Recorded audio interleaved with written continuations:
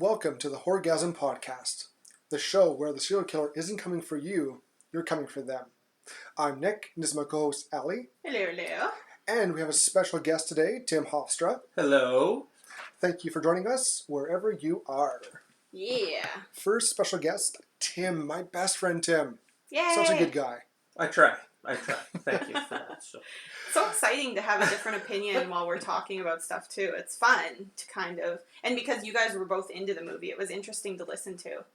Oh, we've watched Alien in theaters together twice. Yes. I've seen it 3 times, including yours. And, yeah. I cannot remember how many times I've seen it in the theater, but I've seen it lots at home, that's for sure. Mm-hmm. Yeah. It's one of the, it is probably number 2, my favorite all-time movies. Fifth Element, number 1. Alien, number 2. Fifth Element's number 1, hey? I love that movie. That's awesome. That's such an odd number 1. I'm sorry, Star Wars is my number 1, so A New Hope. And that's only because I've seen it so many times. Okay, tied for first, then, would be The Fifth Element and Episode 4. You can't have anything tied. I have to. No, you can't. One's 1 and one's 1.5. Fine, then... I'll have to think about this now, because they're both such good movies. My number 1 is Silence of the Lambs. Great movie. Yeah. I really liked it. Yeah. I really liked Anthony Hopkins. Right? It was that movie that really got my respect for that man. So Absolutely, yeah. He plays creepy, like such a different kind of creepy. Yeah. Not like the typical, No. It's very psychological and what's it called? When they groom their victims, kind of, right? Oh, so interesting. Yeah, that's why I like that one. Also, Jodie Foster's my bae. So.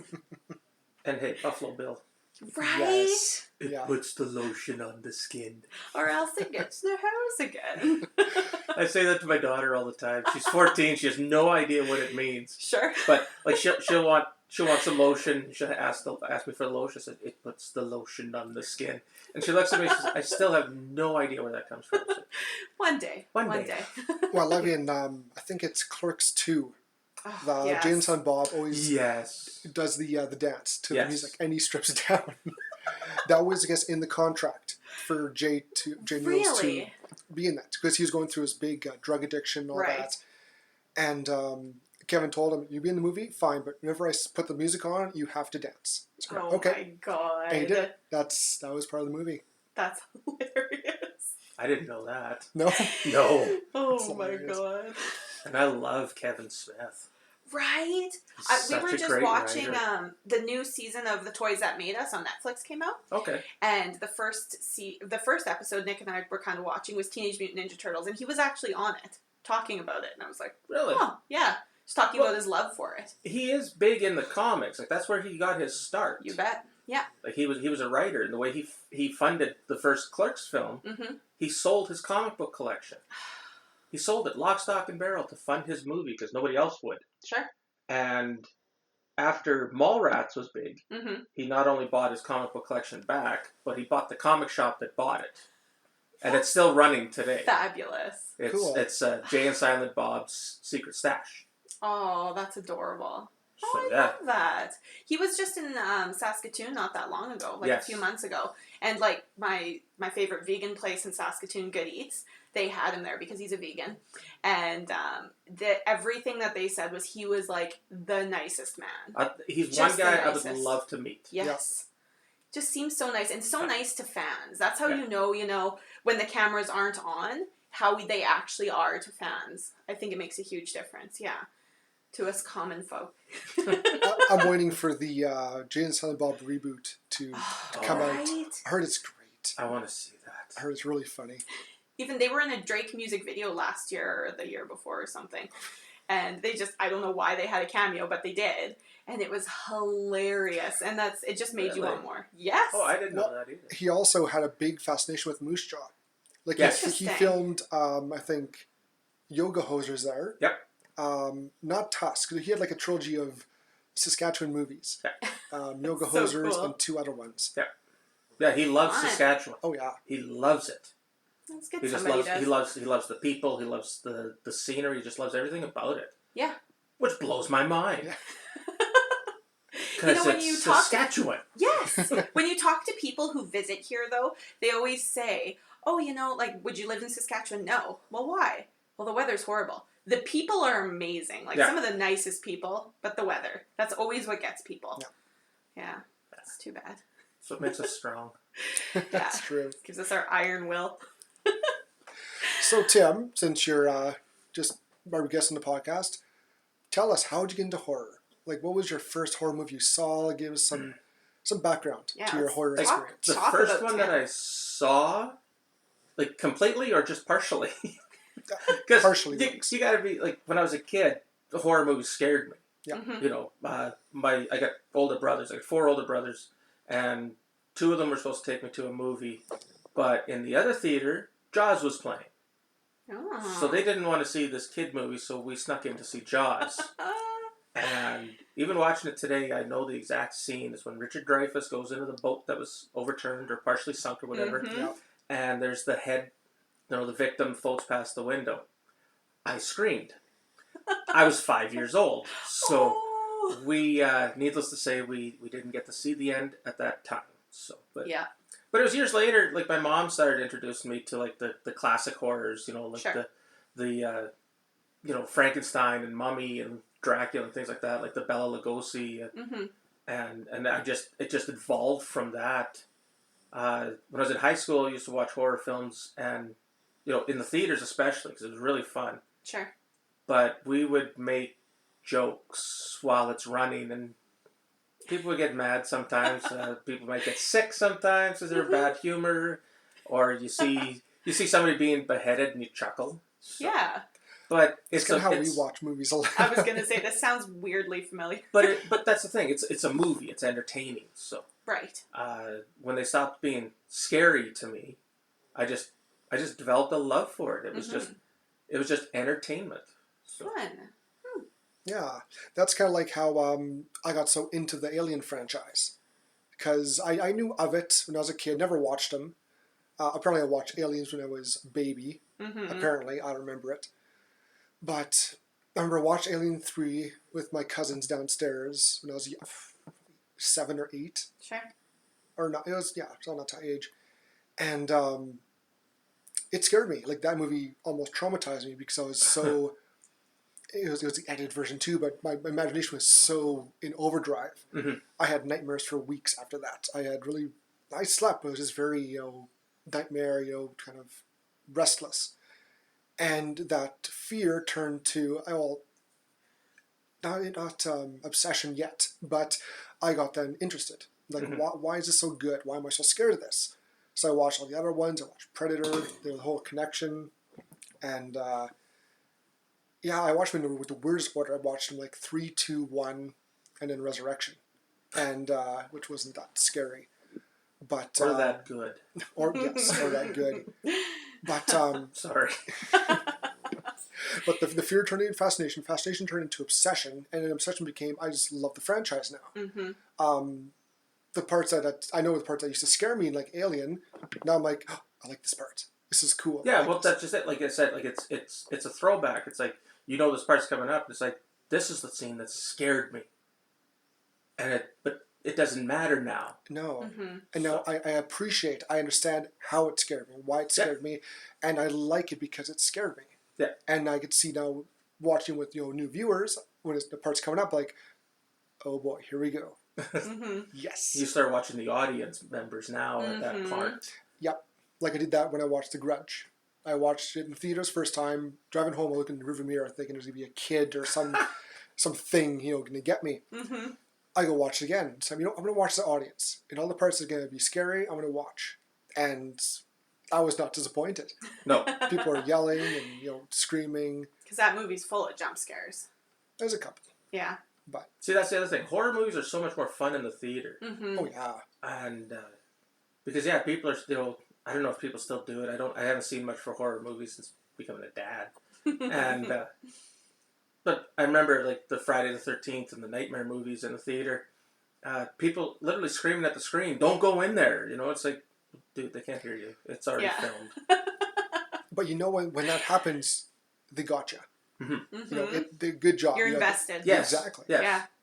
Mm-hmm. And that show is just good storytelling, and if a movie can suck the audience in, it can't be a bad movie. Right. Exactly. It can't be. For sure. But if it's a movie you're like, okay, this is happening. Yeah. Wow, this is getting old. Yeah. Mm-hmm. You're doing something wrong. Right. You need to change up the formula. Right. Yeah. I was actually reading on Bloody Disgusting today. They were talking about The Shining, Dr. Sleep, and the director said that he was thinking of, because it's not that big of a spoiler. The very first scene is Danny Torrance going through the halls of the Overwatch on his it's Overlook, right? Overlook. Jeez. Yeah. Overwatch the game on his big wheel. And Wendy is there, and he made the conscious decision to get new actors, to have actors portray Wendy and Danny and Jack. Okay. And he said he made the conscious decision to do this because if he had the option to put Jack Nicholson and Shelley Duvall in the movie again, and he said he didn't want to do that because when he was watching the new Star Wars movie, where they had what's his name, the general, that's Grand Moff Tarkin. Yes, him. Oh, Tarkin. Yeah, Tarkin. People are just analyzing the face to see how much like it they can get, to de-age people. And he didn't want people doing that. He just wanted to bring in a new actor and be like, this is it. This is what's happening. This is the character. Exactly. And so it's not the actress playing Shelley Duvall. It's the actress kind of being like Shelley Duvall, but playing Wendy. Mm-hmm. So completely being Wendy. That's like, yes, that was a great performance. She did amazing, but she wants them to be their own thing. So it was really cool. When I watched it, I was like, huh. And then you kind of think, I wonder why they didn't just de-age them, because in this day and age, that happens so often. Like even in It Too, they had to de-age all the actors for the flashbacks. Yes, they did. Yes, they did. But they can make it look bad.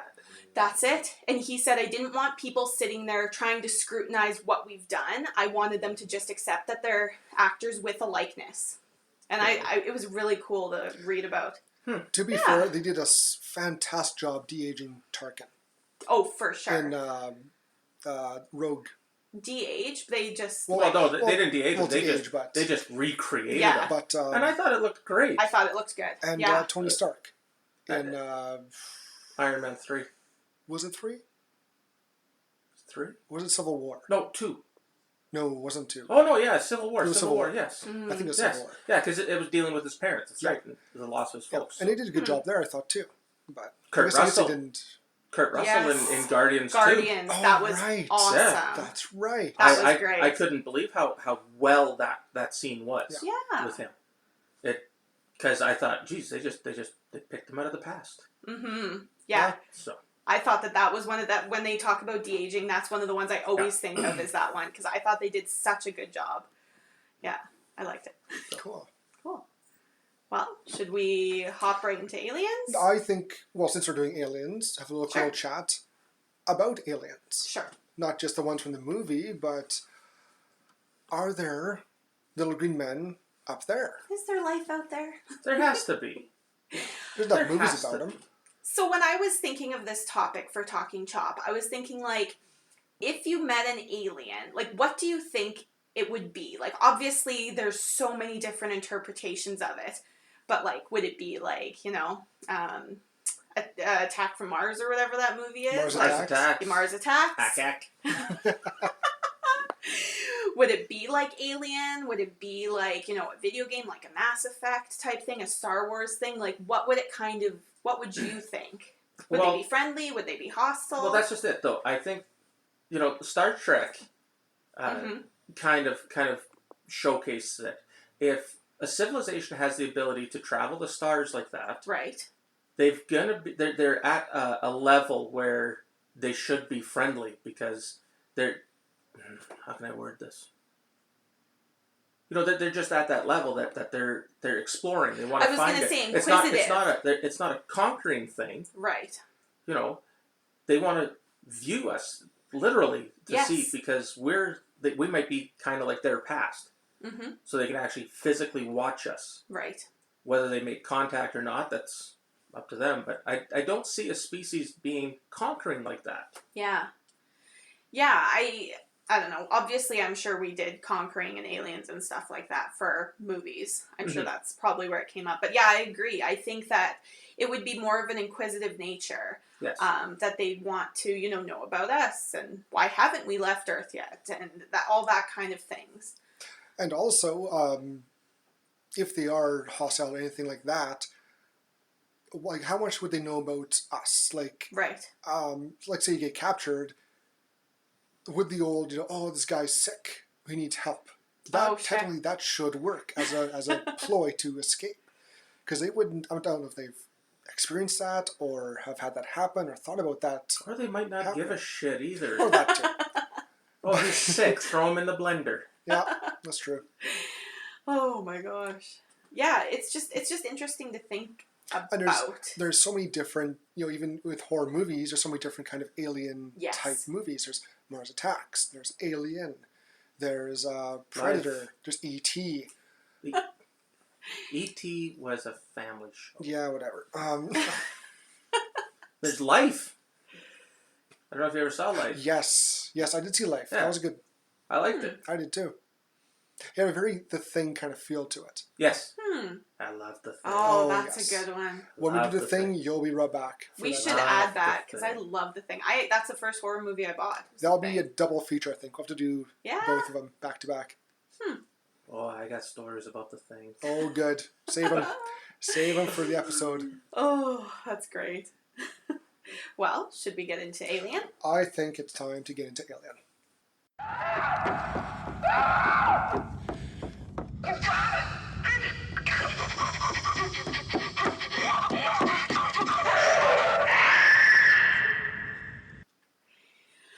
All right, Nick. Well, this week we watched Alien. I love this movie. I know you do. I know both you do. Oh, yeah. I had to have my friend Tim because we've watched it enough times. We've talked about it enough times. If I'm a big Alien fan, I think Tim is just a good step or two above me. Maybe not above you, but on the same level as you. Oh, well, for sure. Yeah. We'll go with that. Definitely. I don't want to be above anyone. Not like that. That's not me. It's lonely up there. But I do. I have a certain love for Alien and the whole Alien franchise. Sure. Minus some of them, but they were terrible. So I love the first three. It was a fantastic trilogy. It told a great story, beginning, middle, and end. I know we're not talking about the other two, but it told a trilogy. It was a true trilogy, and it ended. And that's what I really liked about it. So. That closure, sort of. Exactly. Right. Yeah, because you don't get that now with with the big franchise like Friday the 13th, Elm Street. He kept coming back. They kept coming back.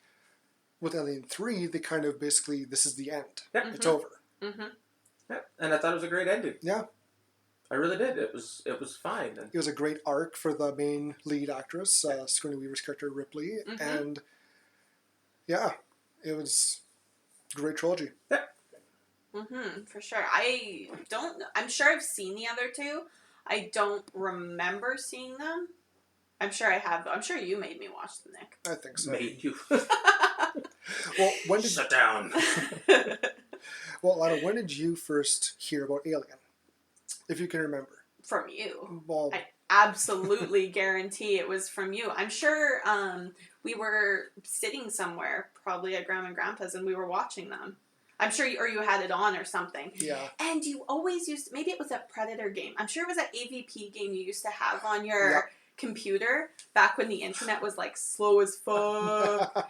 And you'd like, you played the different characters, and I would always try to sit and watch. And Mom didn't really like us watching because it was kind of scary. But I love to watch it. So I think it's just kind of being around you every weekend of my childhood. I'm pretty sure kind of I just knew about it. And I remember watching Alien and just thinking Alien was the cutest freaking thing in the world. I would just love his little head that came out of his mouth and his little long actual head and little arms, and I thought it was adorable. And I was like, it's got to be a good movie. And Mom wouldn't let me watch it for some reason. You're the only person I've ever heard describe the alien as cute. It's so cute. Seriously. It's adorable. I little lips move back over his teeth. I just want to pinch his cheeks. He's adorable. Oh. On that note. How about you, Tim? When did you first hear about Alien and kind of get... Well, it came out in 1979, so I was 9 years old. I'm old. And I remember, you know, like, we got our first VCR in 1980. A VCR is a video cassette recorder. Most people have no idea what they are now. Nope. But we got our first VCR in 1980, one video store in the city, and my brothers rented it. It would have been about 1981, so I would have been about 11 years old. And I watched it with my brothers, because that's what they did. They allowed that. My parents did, but my brothers did. So yeah, I was about 11 when I watched it the first time. I just enjoyed it ever since. For sure. Nice. I never had nightmares that I remember. It was usually more like the ghost story type movies like it would give me nightmares, but Alien itself, no. I thought it was a great movie. It was a lot of fun. Yeah, it is a fun movie to watch. Even watching it now 40 years later, I still think it's a fun movie to watch. Yeah, it's a great... It's a slow-paced movie, but it pays off for halfway through, and it just goes. But it tells a fantastic story through it. It's not just you know, because there's the intrigue, there's the you know, the deceit from Ash and everything like this, and there's the reveals throughout as well, like about Ash and about the company. Yes, and about, you know, the alien coming out of places and stuff, and it's just you don't expect kind of coming. Right. And I think that's kind of, it creeps you out in the moment, and then it slows down to a simmer again. And I think that kind of build up keeps you coming back and interested. And when it first came out, it was so unique. Yes. It was such a different take on an alien movie. You know, like on having any type of alien, really. Sure. So I think that was one of the real loves for it. So. Yeah, it was in the era of Battlestar Galactica and Star Wars was out. And it was seen as more kind of an adventure, you know, swashbuckling frontier. Yes. I think even the first Star Trek movie was out. But there was Star Trek the show. Yeah. But the first movie was 78? 77 or 78, yeah. So there wasn't really the fear, the horror. No. Of space. Yeah, like you said, it was more of the exploration. So. Yeah. This was just space truckers who land on a planet and find a hostile life form. And how they deal with it, which is very spooky. Like the atmosphere is just so claustrophobic and dark. I was just going to say, I think part of the thing that makes it so creepy, too, is how do you escape? There's literally, if the shuttle, like if there wasn't an escape shuttle, how do you escape? Yeah. You can't. Right. And I think that's part of the terror that adds to it, to any sort of underwater or in space sort of movie, is that's part of the fear as well, is you place yourself in that situation and you're like, well, what would I do? Like, I would not survive. I'm very adamant with the fact that if an apocalypse comes, I will die first. I'm fine with that. I've accepted that. But I have no survival instinct. So that's maybe why I'm watching horrors, to make myself more prepared. That could be. Maybe. Yeah. Also, the tagline for it, in space, no one can hear you scream, was just nothing of beauty. Like, who would think of that? Yeah. That's the thing. Yeah. Ichabod snoring nice and loud. I was going to say, your executive producer here is sleeping. On the job. Yeah, she gets paid the big bucks for it. Oh my gosh, yeah. So, Nick, should we do a quick run through of the characters? I think so. Let's start with the captain, Dallas, played by Tom Skerritt, who was kind of the most well-known actor at the time. So what else was he in at the time? You know, honestly, I can't really think of anything. Neither can I. But... Because 1979 was like a minute or two before I was born, so I don't recall him being in any. Like, I mean, the only ones. I can't really think of what he was in. Did he do much afterwards then, or not really? I think he did. He's done lots. That's just it. He has been in lots. Okay, he's one of those like secondary characters that you kind of see but don't really. Okay, interesting. Because I only recognize, like, obviously everybody knows Sigourney Weaver. And, she's done everything. Right? Like, she is. She's in everything. And she does a lot. So, look at just Tom Skerritt's list here for film. He was in Top Gun, which was after Alien, but he was in MASH. Okay. Contact. Okay, So cool. what was he in before Alien? I'm trying to see what some of his big hits. He was on Bonanza. Oh, Yeah, he was fun. on westerns. Yes. I think he did yes. westerns. Yes. Okay. Gunsmoke, Bonanza. Yeah, that's right. Now I'm starting to remember that. Yeah, so that alone was a huge TV series. Awesome. Like, that was Yeah, one of the most absolutely. well-known. So, yeah, he was definitely a well-known actor. Good. That's good. 100% there. We also got Ripley, played by the lovely Sigourney Weaver. Mm-hmm. Lambert, played by Veronica Cartwright. Brett, played by Harry Dean Stanton. Another great actor. Yes. Kane, played by the late John Hurt. Mm-hmm. Ash, played by Ian Holm, who also did the Lord of the Rings as Bilbo. And, Fifth Element. The Fifth Element as Cornelius. Mm-hmm. We got Parker, played by Yaphet Kotto, who we did a little research too. He was in Running Man. Running Man. Yeah. And also James Bond film. Yes. Was he? Yeah, I think he was a film. Yes, he was. And Balaji Badeo, who was the guy in the suit for Alien. Yes. And he didn't really do anything after it said on the trivia. No, there was like a one and done. I think he Yeah. passed away just a couple years after Okay, Alien. interesting. So. Do they have different actors playing in every Alien movie? Do they have different actors? Kind of like a Yes. a Jason type scenario? Yeah. Okay. Well, Aliens had a bunch of different... They had like maybe 7 or 8 suits. They kept reusing them in all the scenes. Sure. So they just kind of get stuntmen to do it then, or Pretty much. Yeah. I think so. Alien Yeah. 3 had some guy in a suit for most of it. Well, for some of the close-ups, they had a guy in a suit. And then for the far away, they had the little animatronic kind of cute. claymation kind of thing, which Aww. worked. I thought it worked. Well, and that's the thing too. Some of the other scenes it would have just been more like a puppet. It was just the head. Sure. You know, like the close-up scene, like you said, where it's curling its lips back and exposing its teeth. That would have just been a puppet or just the head of it. So. Yeah. Well, they were originally going to have a dog in a suit for Alien 3, but that didn't work. He kind of kept eating the suit. So... I'm pretty sure Ichabod would do that, so I can speak that that's true. Yeah. Oh, well, we should get into the movie, I guess. I think so. Let's do it. We open on the, what did she call it? The Nostromo? Is that the name Nostromo. of it? Okay. I wasn't sure how to pronounce it. I wrote it down. I was like, oh, that's a lot of vowels for me. Oh, and they show a few computers, I guess, and everybody just kind of waking up from cryo. Yeah. And just this movie has one of the best soundtracks. Oh my god, it's and fabulous. Themes to it. It's beautiful. Just a mood setting to the extreme. I was going to say very setting the mood, right when the time is right. Yeah, it was fabulous. Yep. So computers go off, bunch of blinking lights, and the crew who are in deep freeze wake up. And we see Kane, he's the first one up, and he's stretching around, and they see him all in the mess hall, eating, thinking they're already at Earth. Mm-hmm. We find out they're like a trucker. It's like they're hauling this big refinery or something. What's that? It's a supply of ore. Yeah. I think from Astro. Ash and cryo with them? Yep. They don't know he's an android yet. Interesting.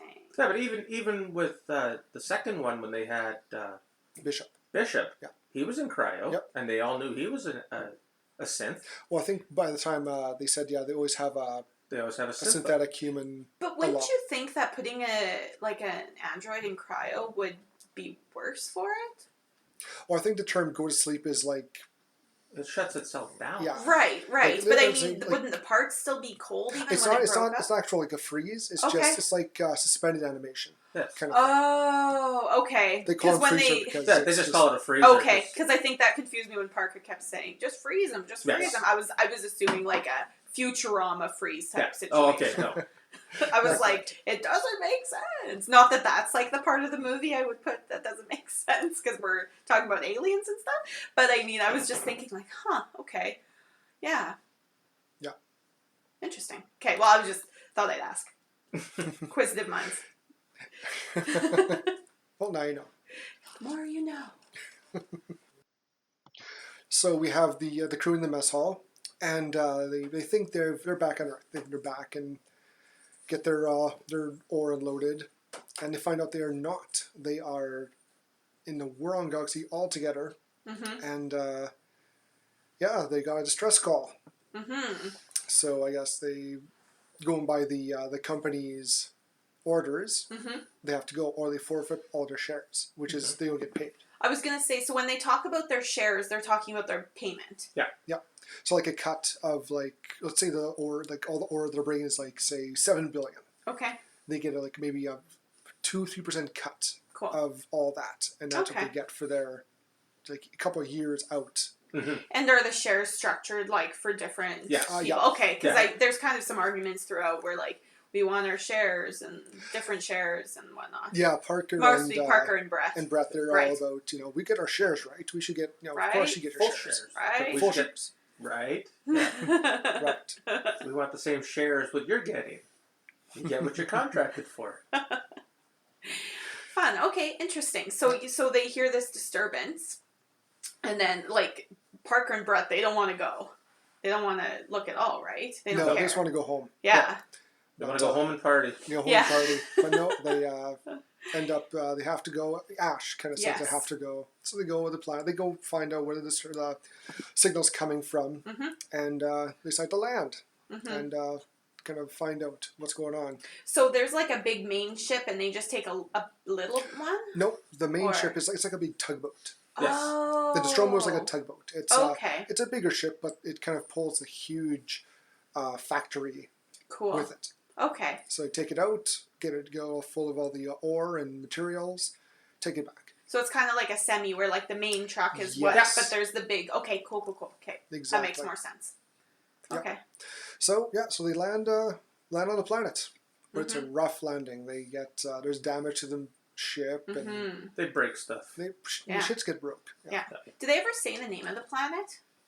LV-426. That doesn't come out until Alien 2. Thank you. Oh, okay. Alien. Because I was like, I was trying to look for the name of the planet, and I was like, I don't know if they actually said there it. was no name. Unknown. Okay. Unknown. Because they're in the wrong galaxy, so they don't even know, hey? I think they know where they are, but they're just not supposed to be there. Okay. Yeah. Okay. Yeah. Interesting. I feel like I'm learning so much. Well, and the scientists or whatever, they may have a name. It might have always been that LV-426 as well. So. Sure. Yeah. Interesting. So, so obviously this ship is damaged, and they have the 3 crew members to go onto the planet and investigate this disturbance, right? Yep. And so the 3 crew members who go are the one girl that's not Sigourney Weaver. I always forget her name. Lambert. There we go. And then Kane and Dallas. Right. Yeah. The captain goes, because that's the whole thing when they come back. Right. Interesting. Yep. So they go out. They go investigate. Try and kind of follow the source. And as they're out there, Ripley kind of deciphers some of it. Yeah. And they first think it's a distress signal. Right. And in turn, she's like, it sounds more like a warning than a distress signal. And Ash is like, whatever, let's don't bother going and get them, because by the time you get out there, and they'll be on their way back. Exactly. And so we got Lambert, Kane, and Dallas. They find the ship. Yes. They follow the signal. They find the ship, and this is big kind of U-shaped. Oh, it was a ship that they find. Oh, okay. What did I write? I wrote U-shaped structure. Interesting. I thought it was like a nest or something. It was originally supposed to be a pyramid. Yeah, that's what you were saying when we were watching. Yeah, but I kind of like what they did, though. I did too. A pyramid, I find in, especially in space movies and space games, kind of gets overused a bit. Yep. It's a very because everybody thinks aliens built the pyramids, so it's kind of an overused structure. It's because they obviously did. But yeah, it's so it's an overused structure. I find the shape that they use. So I like the U thing. Personally, it was designed by H.R. Geiger. Yes. Or Giger. And so they find the ship, and they find a nice hole, and they go in and start snooping around. Isn't that what you do when you find a hole? That's right. Go in and snoop around a bit. Absolutely. That's how you get Horr-Gasms. I'm sorry. Sorry, I couldn't help myself. Don't apologize for that. Somebody had to say it. When I have sugar. Oh my god. So they go in and... and they find that cool alien-looking thing. They find the space jockey in the seat. Yeah. Okay. And they find there's a He's a huge, like, he's a giant. Yeah, like it's massive. 6 feet. They're 6 feet. I think he's what, 12, 13? 10 to 12. Yeah, Yeah, wow. easy. Huge. And there's a nice hole in his chest. Mm-hmm. And so... Oh, there was? Yeah. Yep. Okay. So they go poking around in that hole, too. Yeah. Lots of hole poking. And they, and I think Kane finds another big dissolved hole in the floor. Okay. And so they set up this kind of pulley system, and he goes down and investigates. And he says it's a huge cavern, which is full of all these leathery egg objects. Yeah. And good old Kane decides to poke around, and there's like a mist above them he talks about. Yes. and like a laser, kind of like almost. Well, yeah, like he called it a hum. Okay. yeah. Like he never actually mentioned a light or anything. I think the light was just used as a visual in the movie, to basically show that there's something there, as opposed to just having the mist. Yep. So, and they think these eggs have been there for like a long time, hey? Yes. Yeah. So are they kind of like hibernating, sort of? Or? I think so. Huh. Because I was thinking, like, I think there's I already said this last episode, but a Magic School Bus episode where they can, like, take DNA from, like, an egg and make it into something. So I was thinking, like, it's not completely crazy to think that they've just been hibernating there. Mm-hmm. And sort of, like, do they sense Kane and, like, I would think food? so. I think it's like proximity. Sure. You get close enough, it kind of triggers, there's a target, gonna get him. Interesting. And that's what happens to Kane. He gets a little too close, kind of shines a light in there. He tells him, there's something alive, it's organic. And the lid, like the top of the egg, kind of opens up, peels back like a flower. Yeah. And the facehugger jumps out and gives him a hug. Right in the face. Yeah, face hug. Face hug. Hence the name. Yes. Fair enough. Yeah. And we cut back then to Ash and Ripley kind of waiting, and we hear him coming in, like they're dragging Kane. And wisely, Ripley's like, no, you can't come in. Yes. There's a 24-hour quarantine. And Dallas is getting pissed off because I'm the captain. You open the fucking door. Yeah. No, not gonna. And then Ash, being Ash, he opens the door, interlock, open. Yes. And we cut to poor Kane just lying on the table in the medic. And, with his helmet. Yeah, they cut the helmet off. Yeah. And there's the facehugger just wrapped around very tightly. Yes. Giving his face a big old hug. And then the big tail wrapped around its throat. Yeah. And as they open up, it tightens. Yes. I'm not coming off. And every time they even try to move the fingers, it tightens too. It keeps showing. It's like a snake-like almost. Yeah. And they kind of go through different. They trying to pull it off. Nope, didn't work. They take a look with an X-ray kind of thing, and Dallas gets a little mad. He's frustrated. Let's get it off. Cut it off him. Yep. And Ash he kind of knows there could be a risk to it. You take responsibility, and Dallas says, "Yep, take responsibility." So they try and cut off one of the fingers. Yes. And it's got acid for blood. It spills out and starts to eat through the ship. Isn't that interesting? Like such an interesting defense mechanism to have acid as blood. Because then what do you do? Exactly. Yeah. And Parker, who is probably the most underappreciated character in the movie, he tells all the right things. They should freeze him. He's got a wonderful defense mechanism. Like he should have been the captain. Yes. Right? Or at least head of security. That's Worf. No, but if Parker was head of security, he could have overridden that and had Kane frozen. You think why wouldn't you? But yeah. So luckily the acid stops. Yes. A couple decks down. Yeah, because they're following it. Yep. And they kind of, let's just leave Kane for now and get off planet. And they do. They manage to fix repairs and take off. And they get a call. They're kind of talking about it in the, what are we going to do about this? And Ashkin gets a hold of Dallas and tells him she should come check it out. There's been a change. And we see Kane without the facehugger on him. Yeah. Hooray! Yay! He's fine, right? Yeah. That's That's one way of putting it. And so they kind of try and find it, and it falls down from the ceiling and right onto poor Ripley's shoulder, and she screams and jumps away. And Ash something like that falls on my shoulder. I'm going to scream like a little girl too. Yeah. Sorry, but I will. I think any guy would. Yeah. Anybody would. Yeah, anybody would, yeah. And so Ash starts dissecting and kind of going through it, and everyone else is trying to get things back in order and going back to Earth. Yeah. And all that Kane wants to do is eat. He's just starving. Well, he hasn't woken up yet. Oh, he hasn't woken up yet? Just before he wakes up. Okay, well, Kane wakes up. Yep. They're just like trying to talk, trying to figure out what to do with him. And, they get in a call from Ash. There's been a big improvement. Yes. And Kane's awake. And he is. Right. And then he wants to eat. Yeah. They're planning to go back into the freezer, freezerino. Yeah. And Kane's like, well, I need to eat something first. Yes. And so they have this big kind of meal before they go back into stasis. And you can tell by Ash's looks, like he knows something's going to happen.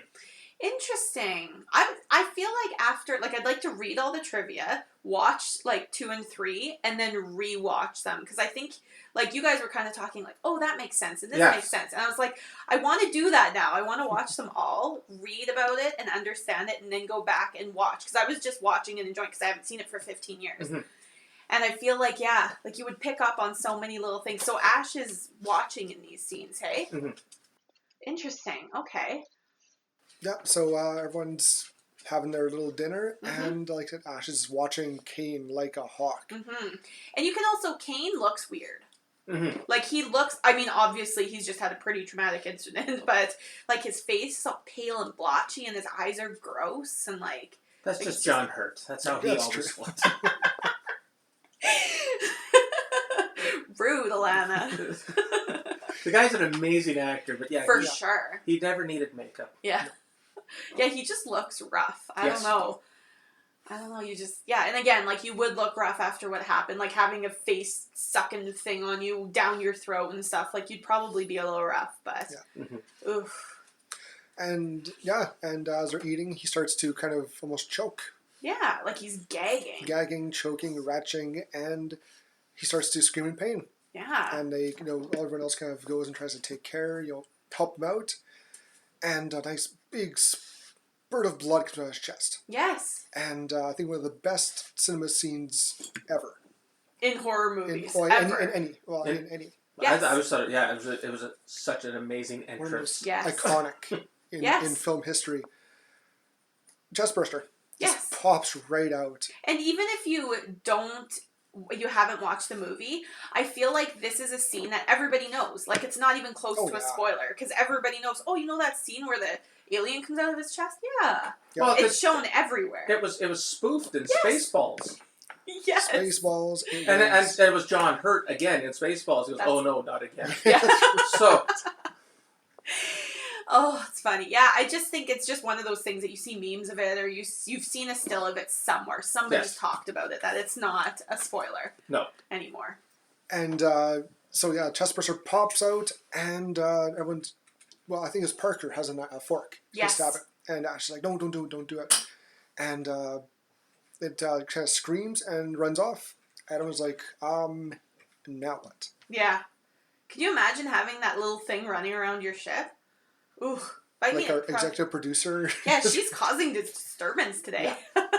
But, like, not being able to catch it, and I mean not knowing also that it's grown, right? Not knowing anything about it. Yes. Yeah, like, they think it's small, so after a very quick funeral for Kane, they start going out in groups of 3 to go find it. Yes. And they have a net. They set up a little, like a shock prod kind of thing, and they go looking for it. This I find, when we talk about splitting up, it's almost like not like a typical horror movie where, like, let's all split up. It's like they're thinking about it. Like, it's thoughtful what they're almost trying to do. Like, I think, obviously, they should have just get the hell out of there. But I think that's kind of what they're trying to do. But it's thoughtful kind of how they're hunting, quotation marks, it. And, like, trying to get away from it. And they're not going out as singles. Exactly. That's what I was just going to say. Is they split up. It's two groups of 3. So they kind of essentially would have each other's back. Mm-hmm. But I thought that was really interesting in this movie where they're not typical, like dumb teenagers trying to escape. Yeah. I like that. Yeah. That's smart. Yeah. And so they're trying to find. They also set up motion trackers. Yes. Sort of. Not as good as Aliens, but it's something. This would be like the first edition of it. Yeah, like version 1. Yes. And they think they catch it, and nope, it's the cat Jonesy, which I forgot to mention. There's also seventh passenger. Oh yeah. Jones. The cat. The kitty. And Brett, of course, lets it go, thinking, it's just a cat, whatever. And of course, doesn't realize that then they have to go and it could pick up as well. So they have to they'll find trying to think it's alien. Oh, it's Jonesy again. Mm-hmm. So Brett's like, I'll go get him. Mm-hmm. I'll go get him. So he goes and he follows Jonesy into the what would you call that place? The air processor? Possibly, maybe storage because of all the chains that were there. Yeah. So. Yeah, so it's like the bottom sort of the ship, wouldn't it? Sort of, the. But going back to what Alana just said is about the horror movies, he just did the typical horror movie. He went off by himself. Yeah, to chase a cat. Yes. Yeah. Yep. Come on.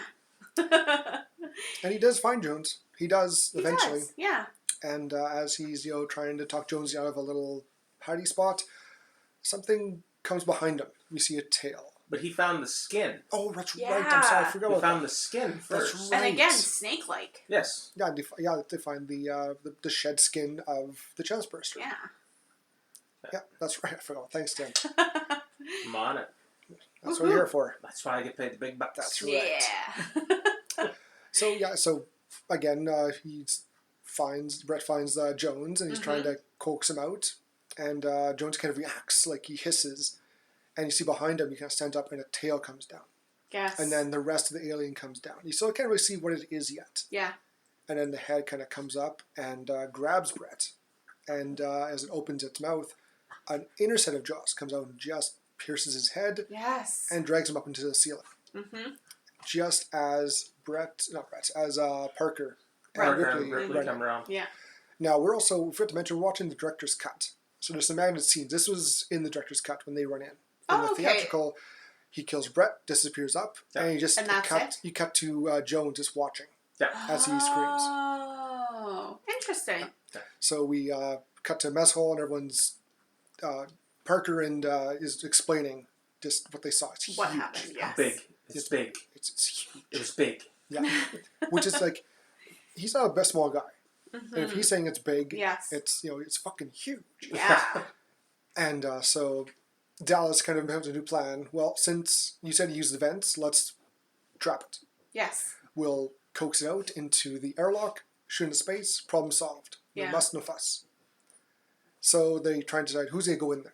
I thought that they were talking. Is this the part where they're talking about the fire and the incinerators and stuff? Yes. Yeah. Okay. Yeah, they're asking Ash, what do you think? What can we... Yeah, because they don't know anything about it. So they're like, well, what can you do? Like, and he's like, well, change its environment, right? Yeah. That's kind of what they're talking about. Yeah, earlier Ash was talking to Ripley about, he did some, what he did with the face hugger, and he tried to explain it keeps recycling, or it sheds its cells and creates new ones depending on the environment that it's in. Interesting. Yes. So it has the ability to exist in any environment, it seems. So yeah, cold, heat, space, doesn't matter, it can survive. Yep. Fun. And I think Dallas mentions, what about fire? Animals are been always afraid of fire. Yeah. And Ash kind of, that would probably do it. Well, any extreme change in environment is going to cause some discomfort or distress to the alien because it's extreme. Yes. So you can do extreme cold too. It's still going to react to it. Yes. Yeah. But if it's placed in a cold environment, then it's going to have the ability to adapt to it and live through it. So right. Yeah, that makes sense. Yeah. Yep. So they trying to figure out who's going to be the one to go into the vents. And Ripley right away kind of jumps, I'll do it. And Dallas says, no, I'll go. No. Ash and Lambert, you guys watch with the motion tracker. Mm-hmm. And Parker and Ripley, you just get ready to open and close doors. Yes. Basically. Yeah. And so Dallas goes in there, and he's got the little kind of made flamethrower with him. Flamethrower. Yeah. And he's trying to go through, and then, not Parker. I'm getting my names mixed up here. Lambert, thank you. Mm-hmm. There's too many characters here. There's only 7. I know. I know. I just watched this too. So she's watching with the tracker, and she's got 2 signals. All of a sudden, she loses the 1 signal, and Dallas kind of realizes this is a bad idea. Don't know where the alien is. We better new plan. Right. So he tries to get out of there, and kind of just stumbles into the alien. It screams and cuts. Yes. We don't know what happened. That was creepy. Yeah. Parker just kind of shows up, slams down the flamethrower, and says, "All I found. No blood, no nothing." Yes. So it just took him. Just took him. For probably Didn't kill vacation. him, just took him. Yeah. Long walks on the beach, probably. Snack later. Yeah. To go. So then they're kind of, now what? Yeah, Lambert's freaking out. They regroup a lot in this movie. Oh, yes. There's a lot of regrouping. Yes. And the group kept getting smaller. Yes, exactly. It's like, well, now what? Ripley, she's already getting pissed off with Ash. What do you think, Ash? What should we do? Mm-hmm. And he's like, still collating. And she kind of just, Yeah.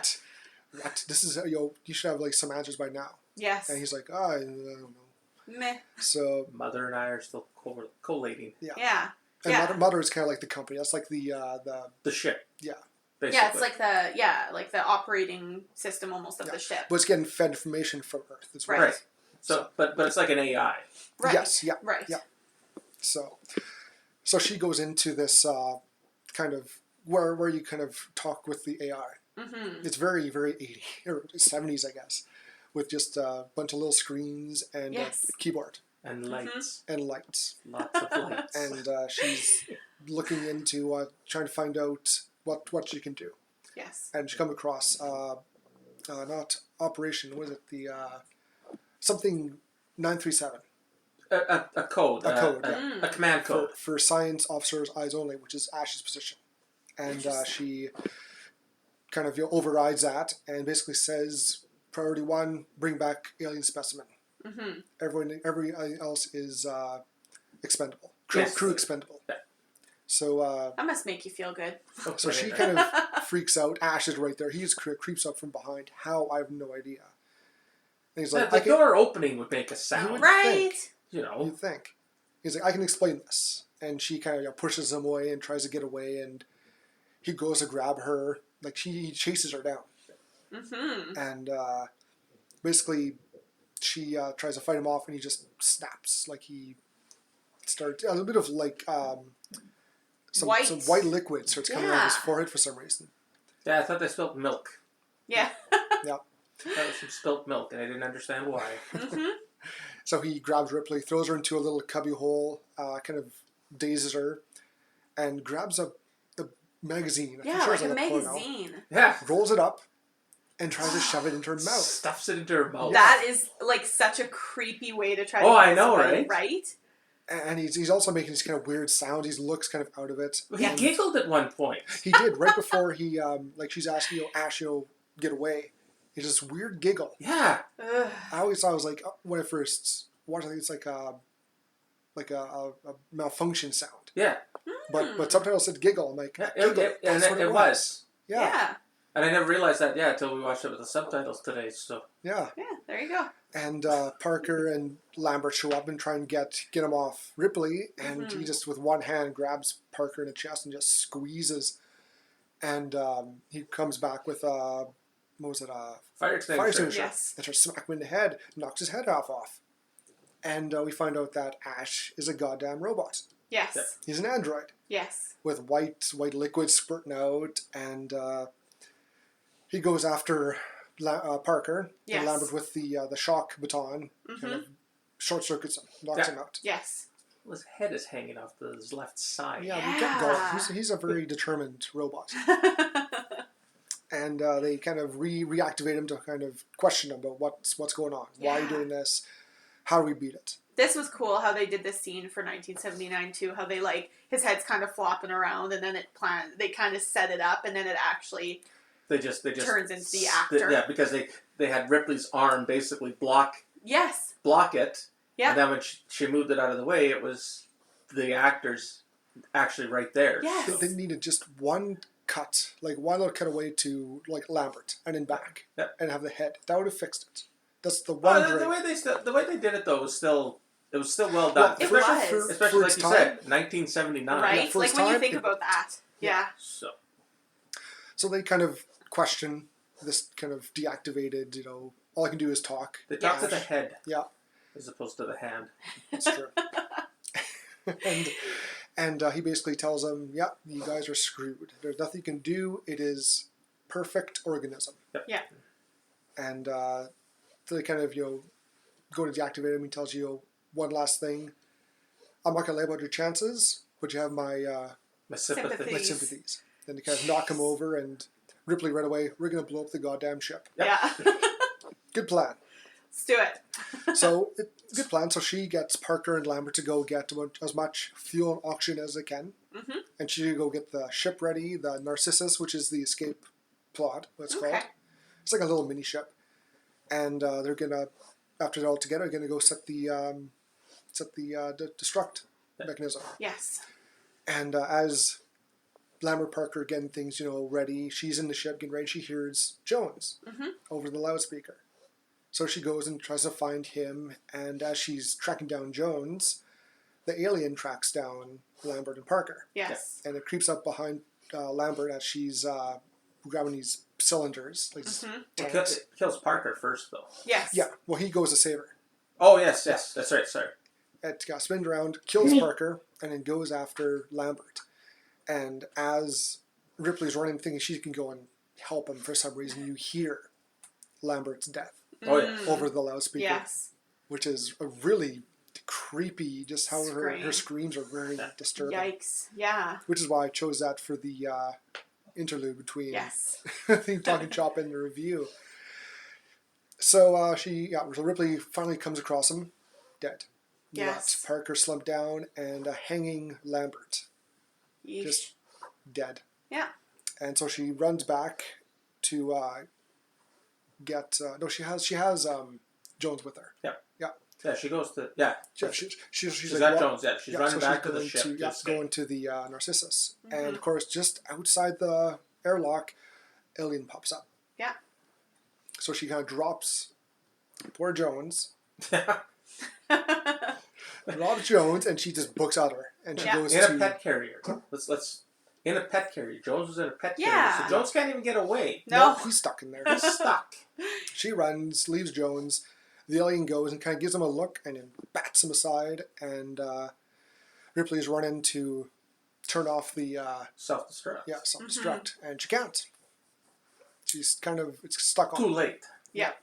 Or it could have been Mother. She could have... True. I didn't think of that. She could have it set so that you can't turn it off. You can't back out. Yeah. So Ripley's pissed off. She can't do a thing about it. Goes to leave. And another scene added to the director's cut as she's going to the shuttle. She comes across Brett and Dallas. Oh, I didn't know that was an added scene. Yes. I love that scene. She finds them kind of stuck on the wall, and they're being they're kind of cocooned, and they're becoming eggs, like the ones they found on the planet. And Brett's already dead. Yes. And he's almost fully turned, but Dallas is still kind of alive. And he yells to, he kind of mumbles to Ripley, "Kill me." So she uses a flamethrower and burns Brett and Dallas. So when you say becoming eggs, what exactly do you mean? Like, it's just like... Well, the original plan for the alien life cycle was egg, facehugger, attaches, chest burster, becomes an alien, and the original life cycle was very, very short, like maybe a day or two. Yeah. And its goal was to go find someone else, catch them, kill them or alive, and then turn them into an egg. They become a facehugger and just one big circle. But how you do circle of life? How do they go from like deadish body to egg? Enzyme. I think it secretes. It'd be like the way a moth, or a worm becomes a butterfly. Oh, okay. Right. Okay. Or caterpillar, sorry. Right? It would go into a cocoon and alter it completely. Oh, okay, interesting. Yeah, because I was trying to like pay attention. I was like, oh, like it's just the eggs look so small compared to the body. Like, are they just feeding off of it, and it's like a parasite and then type thing? But that makes sense. That makes sense. Interesting. Yeah. Okay. They kind of change that in the sequel. They bring in a different way to make the eggs, but whatever. So, yeah, after Ripley burns them, she kind of retraces her steps, goes back to the airlock, no alien, grabs Jones, and heads into the shuttle. Yes. And just as she gets in and straps in, blasts away, the Nostromo blows up, along with all the ore and everything that they were carrying. Yes. Mm-hmm. And she thinks, oh, it's over, got him. Time to go into the freezer, and basically go to Earth. She said it was 6 weeks to hit the frontier. The frontier. Mm-hmm. Well, I think that's like what the... That'd be like the Outer Rim type thing, I would think. You know, like obviously they're mining on other planets, so they could be mining on planets in our own solar system too. So it could be just, heading around Pluto or Neptune type thing. Yeah. So. Sure. Yeah.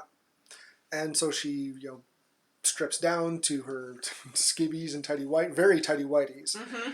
And she's going through the ship, getting things set up, and a hand shoots out. Yes. And the alien wasn't on the ship when it blew. Nope. She bolts as fast as she can right into the closet almost. Yes. And hides. And she kind of peeks out, and it just kind of stays in the little bulkhead. Hand goes back in and just, I'm comfy here. Mm-hmm. So she hops into one of the spacesuits. Mm-hmm. Yes. Yeah. And creeps out. And also she grabs a grappling hook too. For, I guess, a weapon or something. So it looks like a harpoon gun almost. Yeah. Almost, yeah. Yeah.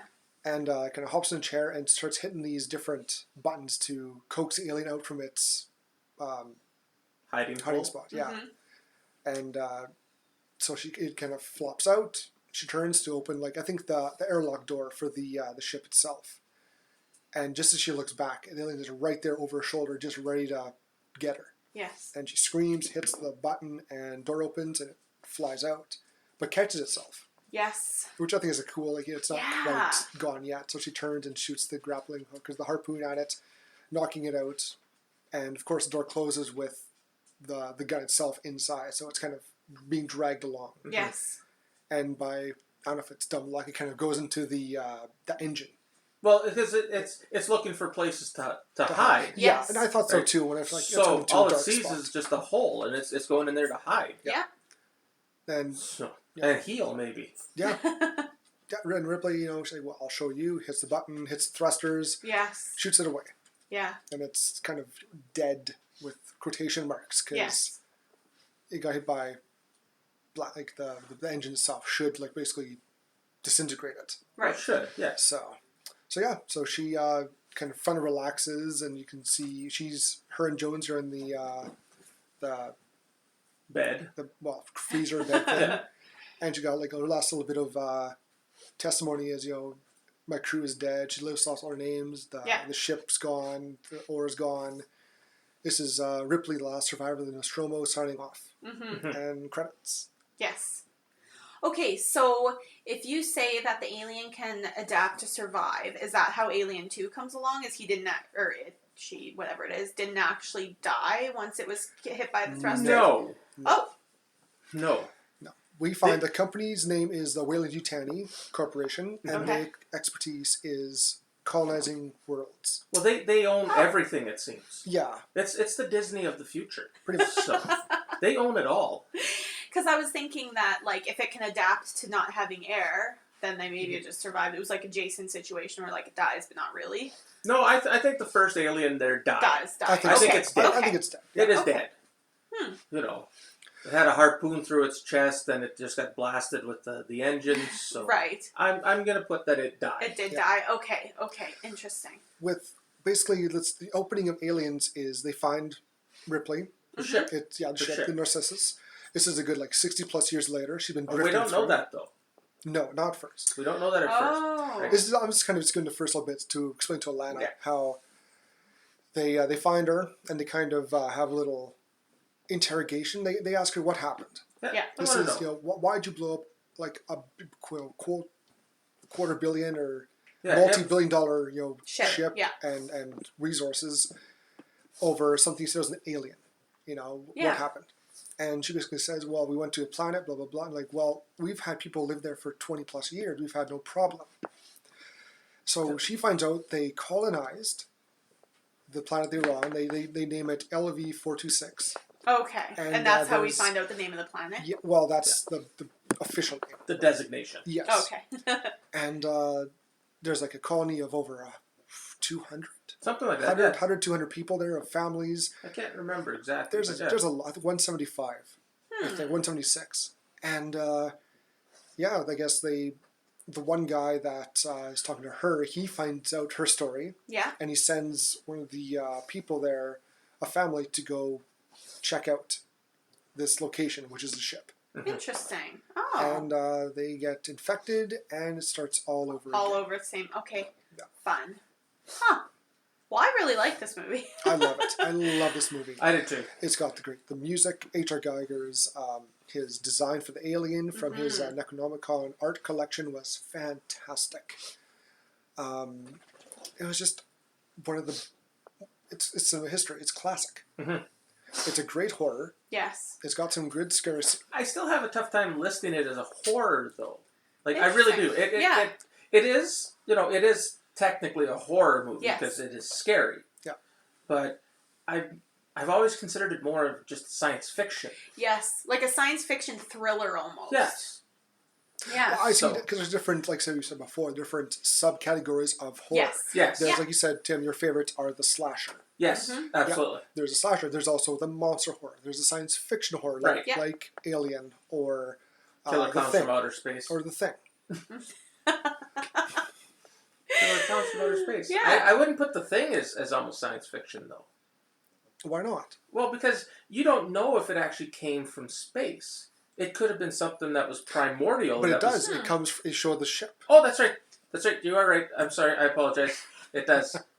Yes. And also the very original was called The Thing from Outer Space. Yes. Oh, from another world? Right. From Outer Space. Oh, I thought it was The Thing from Another World. Whatever. Outer Space. One of us is right. Yeah, one of us. Probably you. So, Nick, what would you rate? 5. Oh. Great. I love this movie. I really do. This is almost perfection. Sure. Almost perfection. Right. It's one of your favorite movies, so for think so, yes. It's got great pacing. It's got a great payoff. Like it's for over a good half the movie, nothing happens. Right. There's nothing at all besides them landing on a planet, and that's it. They land on a planet. They talk about their shares. Do they get a share? Well, they're doing character building, really. Yes. They do it right. They do it very well. Same with Aliens, but with this one, they do a great job with the characters. They got, Parker and Brett, they're the lowest, they're the technicians, they're the mechanics. They're the grunts. Yeah. Then you got, higher up, you got Ash, who's a science guy. Yes. Kind of fishy guy. You got Lambert, who's the annoying one. Yeah. What was her job on that ship? I think she was like, pilot B. Like she was a co-pilot. Okay, yeah, it could be. Yeah, co-pilot. Because, when we saw them taking off with the ship there, it was yeah, and Ripley was the lieutenant. Yeah, she was third in command. Third in command, and you got Kane, who was, I guess, second. And Dallas was the captain. Right. And you get each and everyone's kind of role and their mentality and their attitude so well. They took the time to explain that. Mm-hmm. And as it continues on, you kind of learn more about Ash. And Dallas is more kind of do things by the book. And more or less by the book. Mm-hmm. So, as by the book as they can. So obviously, is it? But it's. I just love this movie. I love it. It's one of my favorites of all time. Awesome. And Tim, how would you rate Alien? 1. I'm just kidding. I can't go a 5 because Nick already did that. But I'll go 4.5 then. 4.5. Interesting. 4.5. So where did it lose the 0.5? Just part of the whole horror thing. Like there wasn't enough horror in it for me. I agree with you. Okay, I see. No, I can see what you mean. Yeah. Yeah. So, like I said, it is a fantastic film. I do love it. It is a lot of fun. All right. What about you, Alana? How would you? I kind of on the same vein as Tim. I would rate it probably a 4 out of 5. And the reason being is I thought it was a really good movie, but it's missing that like horror element. Mm-hmm. Like it's not super scary. Like if you were watching it in a theater, you probably would get that like camaraderie with the audience, but it's just not that scary. Right. Well, I guess also if you didn't see the alien as a cute thing, it would be a different. Listen. But like I would still get scared by jump scares, right? But I just didn't think it was super scary. Yeah. But there is gore with the chest bursting scene. Some of the when the alien kills with its inner jaws, there's a good bit of blood. Yes. There's. Yeah, I agree. But it was a good movie. Like it's a fun movie to watch, and I kind of like I want to watch the other ones now because I don't remember watching the other. Oh, Aliens is such a fantastic movie. Yeah. But like the trilogy kind of reminds me of like the original Star Wars trilogy. Okay. You know, in that it was a fantastic storyline. It was a good trilogy, and it turned out that the second one, the middle one, was the best one. Sure. Yeah. I always think the fourth one is the best. Empire was the best. I will agree to disagree. No. Yeah, I think that was it. Yeah. Yeah. Only 4. Well, okay. I'm okay with Sorry.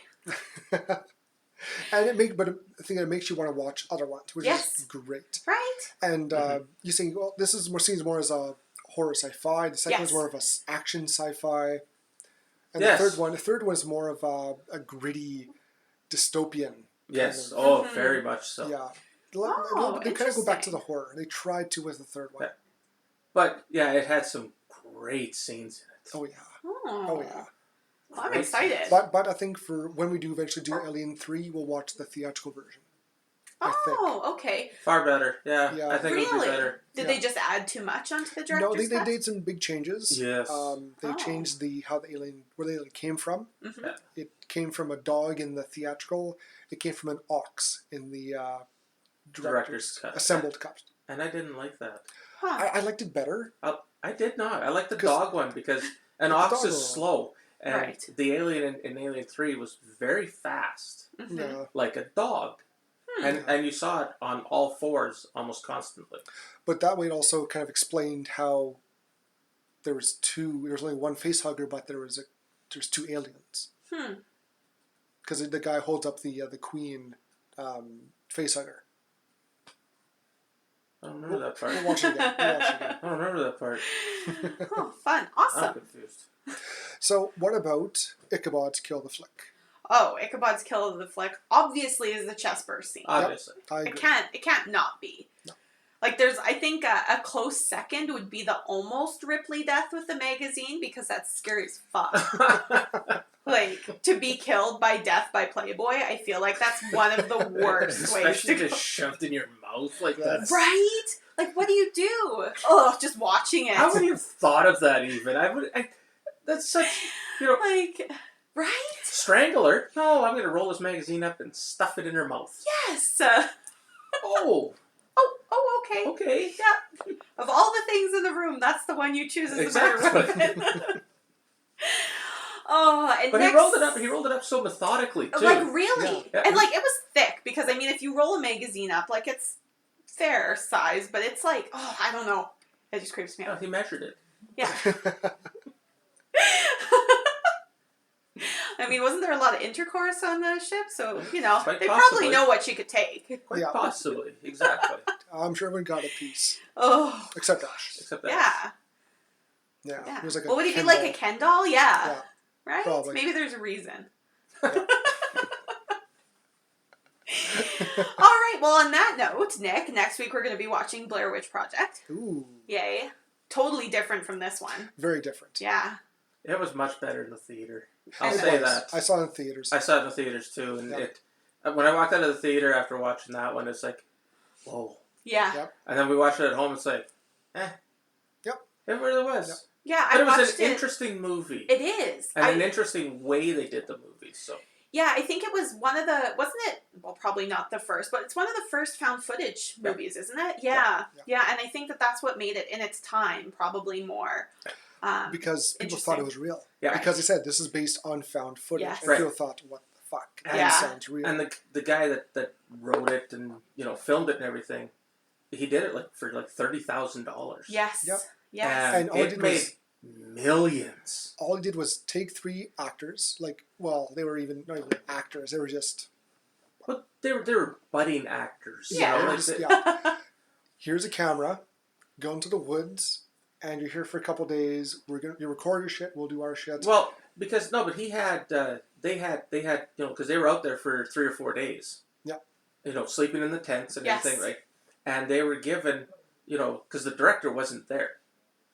The director didn't see anything until he watched the footage himself. Interesting, and then spliced it together. But he had they had a GPS, and they had to go to certain coordinates, right? And there was a box there, and that was their list of things to do, and a partial script too. I thought they had some extra crew members there, kind of to mess with them as well as. Well, that could have been because they had to do the sound effect, they howling in the woods, the children, Yeah, some of that could have been definitely done like that. Sure. But I do remember seeing the one guy on a talk show, and that's what he was talking about, that they would have to go to this spot, and there was a box there. They'd open it up, and that was their list of things they had to do. That's so cool. We should make a movie like that. They weren't given a script per se, but here's some topics, or some things you can talk about. There's probably certain things they needed to pull the movie together, but that's cool. Yeah, no, it was such a fun film, but but I think found footage is kind of overdone a bit now. The same thing was true for the first Paranormal Activity. It was such a sleeper hit, and they used the director's house and didn't it didn't take any money to make, and it was a huge sleeper hit a couple years later. And then now they've just killed it with 6 Paranormal Activities later. But I really love those movies because but then also Cloverfield. They took the not found footage, but they took the shaky cam idea. Don't even talk to me. I know about this is episode 3 of Shaky Cam Talk, and my mortal enemy. I'm gonna start a petition. No more shaky cam. Burn them all. I hate it. I kind of do too. It's all right for maybe a scene or two, but I not can't 3/4 of the film, right? Can't stand it. Oh well, what do you do? That's true. Yeah. Oh, thank you everybody for joining us. This episode was brought to you by our executive producer Ichabod. We hope you enjoyed your Horr-Gasm as much as we did. Please don't forget to rate, download, and subscribe. Also, like and follow us on Facebook at Horr-Gasm Podcast, Instagram at Horr-Gasm, and Twitter at GasmHorror. If you have a movie you'd like us to review, this is the best way to let us know. And thank you, Tim, for joining us this week. Thank you for having me. This was great. Fun. It was fun, yeah. Thanks a lot, Tim. Fun to just talk about interests for a while. Yes, it actually was, Sasha. Yeah, that's what we do. When we do the thing, you're coming back. Yeah, you're coming back for that one. Yeah. That's the thing. We hope to see you all again next week because we have such sights to show you. Plenty of Horr-Gasms for you to experience. Bye. Bye. Bye.